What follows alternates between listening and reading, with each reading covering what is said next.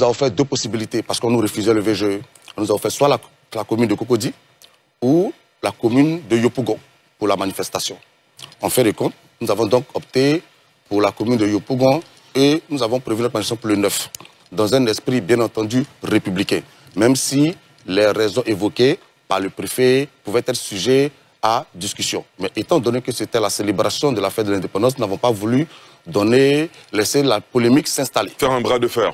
Nous avons donc entamé les mobilisations en direction de nos militants pour les inviter à participer à cette marche. Et nos camarades commis à la mobilisation, pendant qu'ils étaient sur le terrain, qu'ils organisaient des rencontres, le jeudi, ils sont envoyés à la préfecture de police et ils sont interrogés jusqu'à 5 h du matin.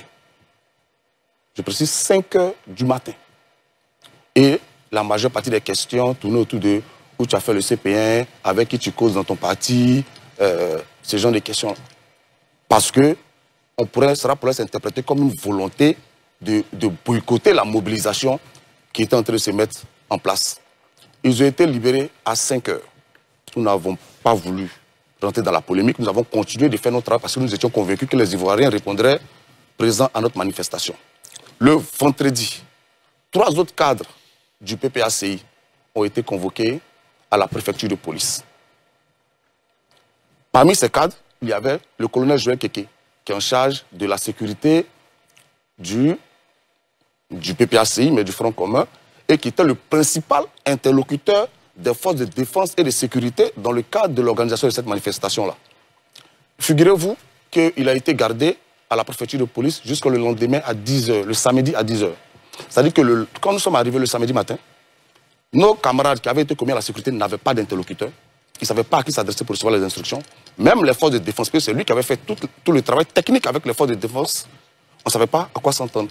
Tout cela laissait penser qu'on voudrait qu'il y ait du grabuge à cette manifestation pour faire payer cela aux organisateurs. En dépit de tout ça, nos camarades sont restés mobilisés. Et la manifestation s'est déroulée dans un esprit bon enfant. J'y étais, les forces de défense et de sécurité n'ont quasiment rien eu à faire parce que la mobilisation était éclatante. Donc vous me donnez l'occasion de rendre hommage à tous ces Ivoiriens qui sont venus réclamer le dialogue. Parce qu'on ne le dit pas assez. On entend souvent certaines personnes dire c'est de l'insurrection. Ces messieurs que vous voyez, ce sont des hommes politiques. Et quand je dénonce ce qui se passe aujourd'hui, nous ne demandons pas de faveur. Nous souhaitons simplement que les droits de nos camarades soient respectés. Monsieur Dirassouba, figurez-vous, j'ai entendu ici le procureur parler, mais nos camarades qui ont été arrêtés dans le cadre de l'enquête sur le bus, on ne sait même pas où ils sont détenus. Personne n'a pu les rencontrer jusqu'à ce jour, ni leur famille, ni leurs avocats. C'est à la télé qu'on les a vus dans une sorte de justice spectacle. Et après, on interroge nos camarades de la préfecture de police et on les met en face des déclarations que ces individus-là auraient faites. Mais ils ont été interrogés en l'absence. Au niveau du PPACI, nous avons les avocats du parti. Donc ces militants ne peuvent pas récuser les avocats du parti. Parce que quand on arrête quelqu'un, il y a une constitution d'avocats qui s'est faite. Mais on ne sait même pas où ils sont détenus jusqu'à ce jour. Personne n'a pu les voir. Ça fait bientôt une semaine. Et on prend des raisons politiques, dont des personnalités qui occupaient de hautes fonctions dans ce pays, et on les infantilise, on les humilie de la sorte. Figurez-vous que, par exemple, le ministre Lida Kwasi, c'est le lendemain, il a commencé à être interrogé à 22 h. C'est le lendemain à 15 h qu'il a pu avoir quelque chose à manger.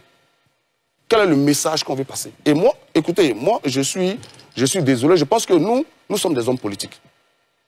Et je le répète, nous ne demandons pas de traitement de faveur. Nous demandons que nos droits soient respectés. Nous avons la liberté d'expression qui est garantie. Et ce que nous faisons, le seul tort que nous avons, c'est de ne pas être d'accord avec la gestion actuelle du pouvoir. Et pour cela, nous demandons qu'un dialogue s'instaure pour régler ces problèmes. Mais en lieu et place, qu'est-ce qu'on nous sait? C'est une véritable répression qui s'abat sur nos camarades.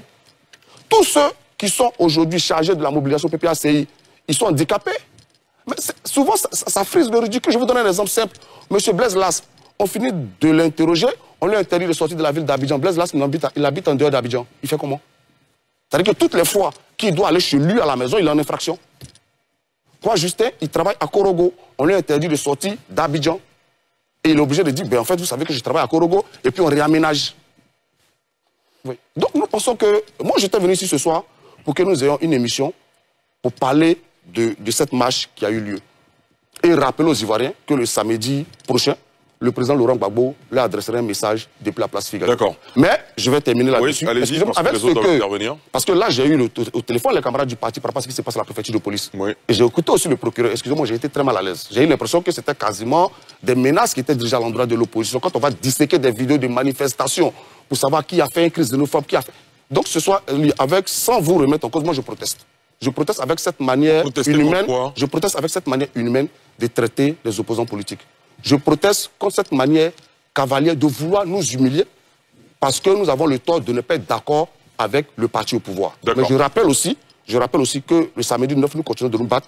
Et j'étais venu ici pour débattre, comme je le disais, mais avec tout ce qui se passe aujourd'hui, je ne suis même plus confortable avec l'idée de continuer ce débat-là. Parce que qu'est-ce que je pourrais dire ici qui ne pourrait pas m'être imputé à la sortie de l'émission? Donc, allez, sans vous remettre en cause, sans remettre en cause NCI, mais je voudrais, avec votre permission, en signe de protestation contre l'acharnement qui s'abat sur l'opposition ivoirienne, c'est-à-dire le PDCI et le PPACI et tous ceux qui ne sont pas d'accord avec le 4e mandat, je voudrais, avec votre permission, pouvoir me retirer du plateau pour aller marquer ma solidarité à nos camarades qui sont encore à cette heure-là à la préfecture de police. Donc, je voudrais, non, c'est pas,